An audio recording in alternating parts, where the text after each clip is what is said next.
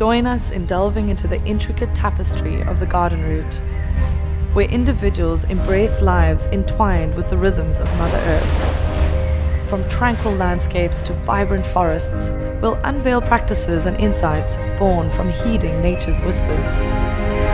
Welcome to Earthwise, where our journey to conscious living in the garden route begins. Our journey today leads us to the serene area of Karatara, located between Sedgefield and Barrington on a mountaintop with spectacular views across the mountain valleys to the ocean. Here we meet Christina, a local architectural technologist who has woven a story of environmental responsibility in the building of her own home and the simultaneous regeneration of a piece of land to its more natural forest and fynbos biome.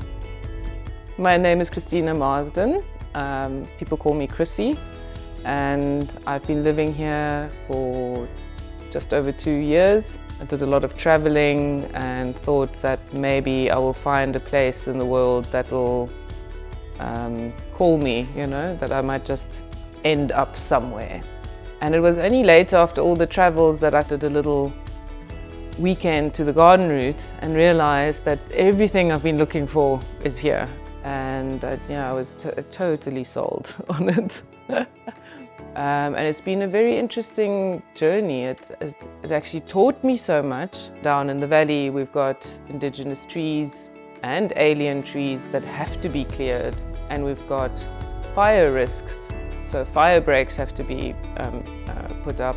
I had to become the custodian of the land. As an active and devoted partner of the local non-profit organization Precious Tree Project, Christina actively contributes to both the removal of invasive alien tree species on her property and to the reforestation of biomimicked forest pockets within identified wildlife corridors crossing her property. Discovering Precious Tree Project and starting to work with them was really meaningful for me. I will prepare smaller pieces of land that are heavily infested with aliens, get little pockets open, and then on a tree planting day we'll come with some volunteers and plant, 40, 50 trees a day, and then I will look after them afterwards.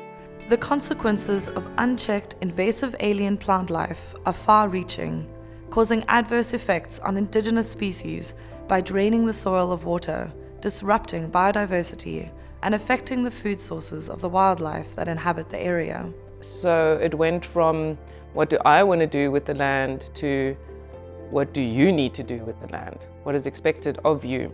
And instead of doing veggie gardens, I've now got an indigenous tree nursery, and I can at the same time fulfill the duty that was given to me by the government, is to,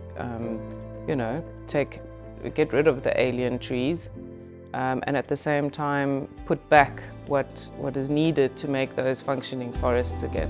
The primary building material Christina selected in the building of her home was reclaimed wood. The biggest thing I did was collecting second-hand stuff. Every door and window in this house is second-hand. People don't like the old cottage pane wooden windows anymore, but you paint them dark and next thing they look like those cool industrial steel things. And there's so many things you can do with material. The ceiling, for instance, is kind of unusable pine. It is also from the Neisner fires, and put a bit of stain on it, and I think it's a stunning ceiling, and it's got a lot of meaning for me as well. By repurposing old wood, it reduces waste, deforestation, and energy consumption. The installation of a worm composting bin works as an advanced method of recycling biodegradable waste. Beyond gardening and planting, the first thing you need to do here is improve the soil. So worm farm is its own contained thing. It's in a bath, and I just need to feed it and reap the benefits, the vermicompost and the worm juice, and have a little compost heap going, and the soil needs it. Earthworms refine organic materials, create nutrient-rich castings, and enrich the soil for optimal plant growth. From improved germination to flourishing gardens, the benefits of worm castings are a testament to the harmonious relationship between the land and those who inhabit it. Oh, there's so many benefits I find great joy in. The first is the satisfaction you get of building with materials, for instance, that other people didn't want. And I'm really in love with the place. I've never regretted it for once. It's a perfect environment to preserve in that way.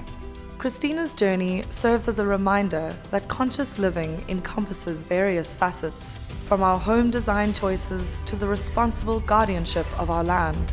Her example inspires us to cultivate a mindful equilibrium between human existence and the natural environment within the garden route.